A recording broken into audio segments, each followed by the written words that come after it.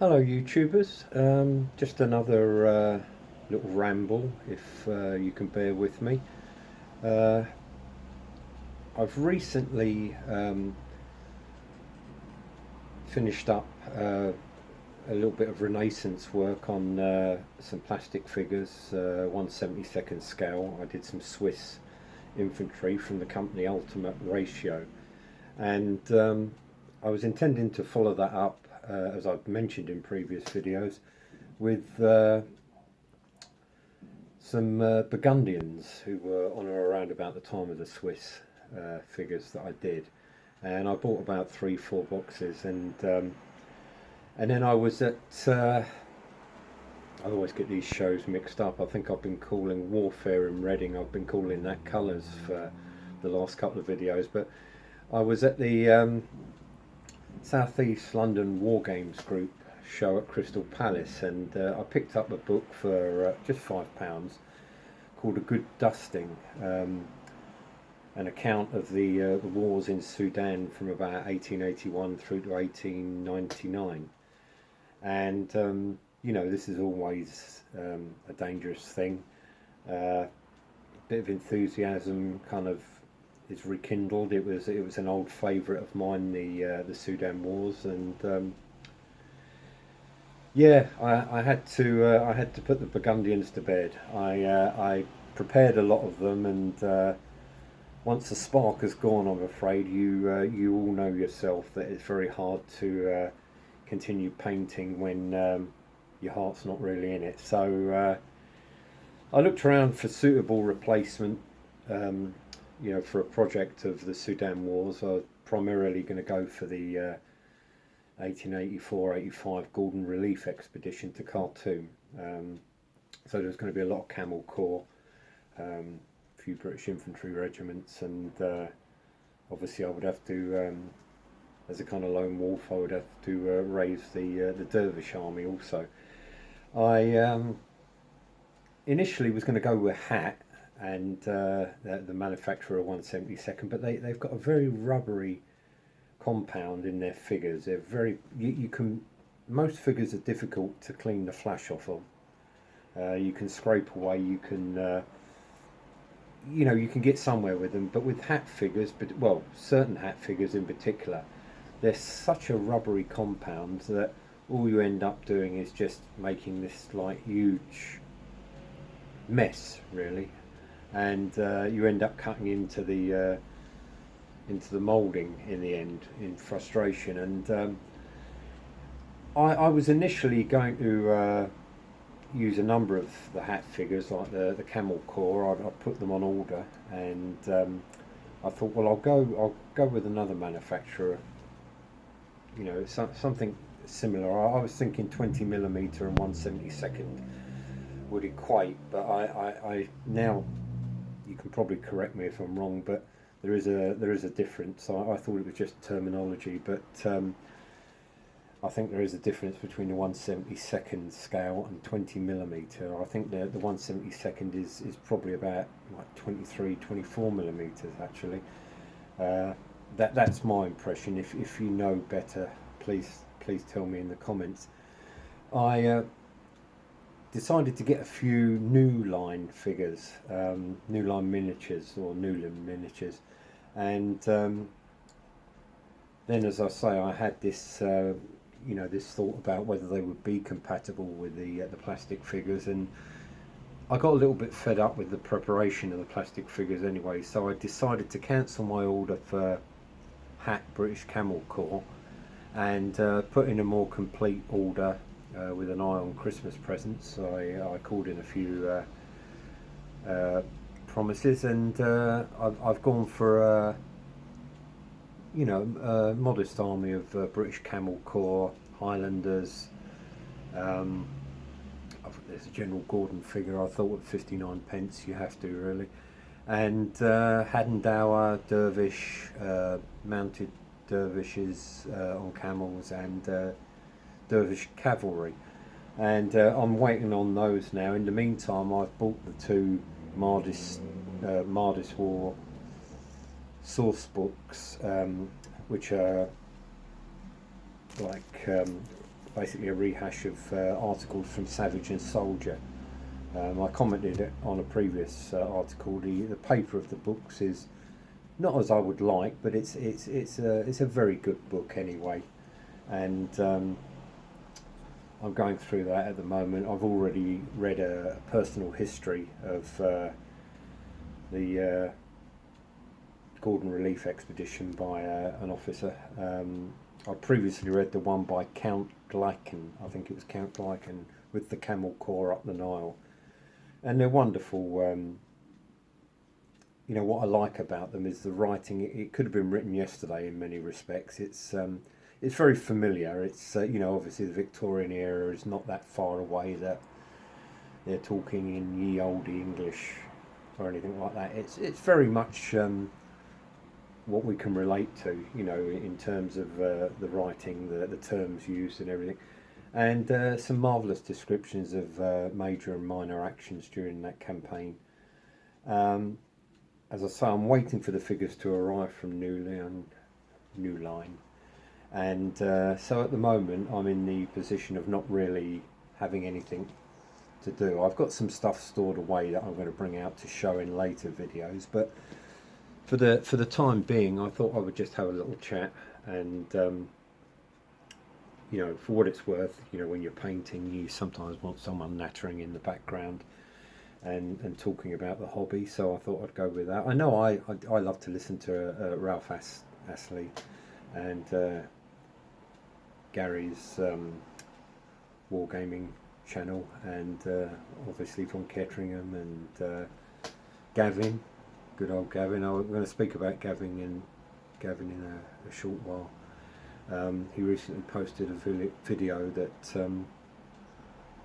it's very personal, and it touched me quite a lot because of my own problems, and I find him very inspirational, Gavin, I must say.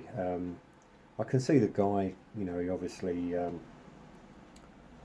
he's troubled by certain problems, health problems, and we don't talk about these things normally, do we? We're on here for a hobby, and the hobby is what really keeps me going. I mean, there's been times, I always quote when there was a time many years ago, 1993, when my father died, and quite frankly at that time he was the first person in my family that I was really aware of losing. I think I'd lost a grandfather before that, but as people get older, then you start to go to more and more funerals, and you wonder who's next. And but he was one of the first people in my life that I lost, and he'd been in the RAF as ground crew in West Africa, and I remember shortly after the funeral I bought a box, at that time you could still get them readily, of RAF personnel, and I painted those figures. I did finish them in gloss, but I painted them absolutely to the best of my ability, and I got a tremendous therapy from doing that. It was just, if you like, fancifully, it was a kind of little tribute to him, having been in the RAF, and the only thing I could think of was to get these Airfix RAF ground crew and just do those. And ever since, the hobby has been the same for me, and I think also for Gavin, from what he was saying, that my son just going past there. He's my advisor, age 9. Hi there. And the hobby has continued to be, not just from the point of view of an interest in history and uniforms and battles, and primarily British involvement in historical battles. It's been a tremendous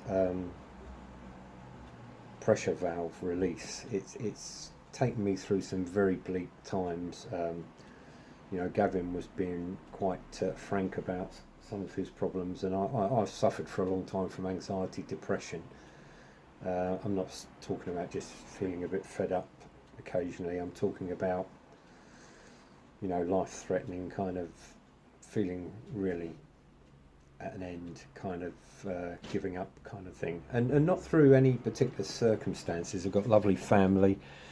Uh, my mum doesn't keep too well. Obviously, she's in her 80s, so but I've got a lovely wife and children, and they keep me going. But for all that, I still suffer from some very dark thoughts inside, and get very down sometimes.